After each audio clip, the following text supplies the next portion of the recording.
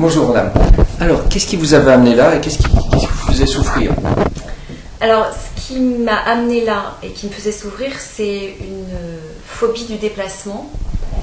C'est-à-dire que, alors que dans mon travail, je suis obligée de me déplacer beaucoup, des déplacements plus ou moins longs, essentiellement en train ou en voiture, depuis une vingtaine d'années, en fait, sans savoir pourquoi, sans identifier vraiment pourquoi, j'avais d'énormes angoisses à l'idée de me déplacer et un inconfort très très important au cours des déplacements. Donc ça se traduisait concrètement par des angoisses. Vous arriviez quand même à vous déplacer? Oui, je me suis jamais laissée faire parce que il faut bien travailler, il faut bien faire face à ces entretiens, ces réunions, ce travail de clientèle.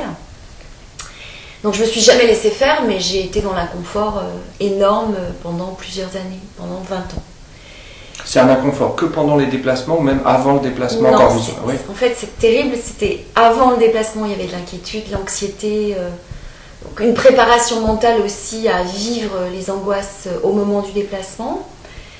Pendant le déplacement, évidemment, c'était assez terrible. Et après le déplacement, c'était aussi assez terrible dans le sens où j'étais déçue de ne pas avoir su faire face à ces angoisses pendant le déplacement.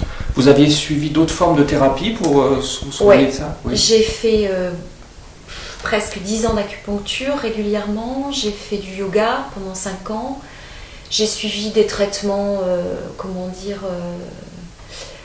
médicamenteux pour faire face aux angoisses pendant les déplacements. J'ai aussi fait pas mal d'énergologie, de relaxation, beaucoup de choses, quoi. Et des formes de thérapie aussi? Oui, j'ai fait une thérapie comportementaliste pendant presque 7 ans, qui n'a pas changé grand-chose, pour ne pas dire rien du tout de ce point de vue, du point de vue des angoisses, en tout cas liées au déplacement. Et l'acupuncture, tout ça, ça vous a aidé ou... Non. Pas du tout. Rétrospectivement, voilà. Non. Qu'est-ce qui s'est passé après la séance d'hypnose sur point de résonance? Ça fait 2 mois que j'ai fait cette séance, et l'effet est immédiat. C'est-à-dire que, j'ai plus d'angoisse et je ne me pose plus de questions quand je me déplace. Quand vous dites plus d'angoisse, c'est ni avant, ni pendant, ni après. Voilà, c'est ce que j'allais dire. Ouais, c'est les trois. J'oublie que je vais me déplacer. J'oublie que je vais me déplacer alors que je me déplace beaucoup. Quand je me déplace, je travaille normalement.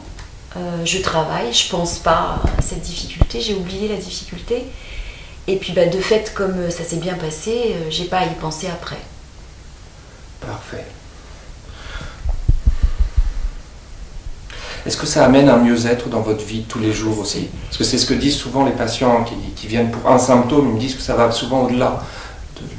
C'est-à-dire que, c'est pas compliqué, il n'y a pas grand-chose à dire dès lors que vous vivez mal tout le temps parce que vous êtes amené à vous déplacer, dès lors que vous n'avez plus mal du tout à l'idée de vous déplacer, la vie est complètement transformée. Plus simple, ok. Elle est transformée. J'ai vu votre maman aussi une fois. Ouais, ma mère s'est fait opérer d'une prothèse de genou au mois de septembre dernier. Elle a 70 ans. Et suite à l'opération qui s'est plutôt bien passée, elle avait d'énormes douleurs qui l'empêchaient de dormir la nuit, qui la faisaient se réveiller, prendre de la glace, marcher un peu pour se détendre, et puis des crampes très importantes qui étaient extrêmement douloureuses au point qu'elle n'était pas loin de pleurer. Et puis, alors qu'elle est plutôt dure avec le mal, et des douleurs permanentes. Et 3 types de douleurs finalement qui se sont estompées. Une première très grosse douleur qui est partie après la première séance d'hypnose. Une seconde qui a eu lieu 15 jours après, qui a enlevé la 2e couche de douleur.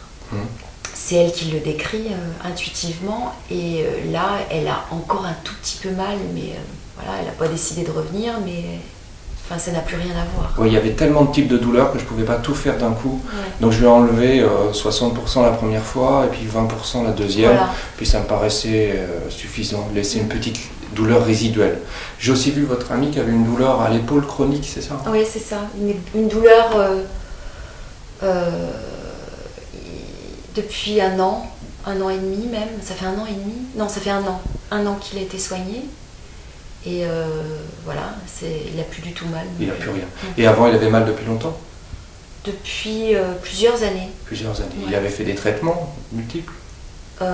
Oui, beaucoup de shiatsu, beaucoup de piscine, enfin voilà. D'ostéo sûrement? De l'ostéo, classique. Kiné. du kiné, enfin pas mal de choses. Ça lui faisait rien du tout, hein, je crois. Bah si, ça lui faisait un peu quelque chose sur le moment, mais la douleur revenait quoi. Donc, Rapidement? Vous savez pas? Non, dans les 2 jours en général. 2 jours. Dans les Ok. 2 jours. Donc là, ça fait 1 an, il n'a plus rien du tout? Non. C'est jamais revenu, même une Non. fois? Rien du tout? Non, rien du tout.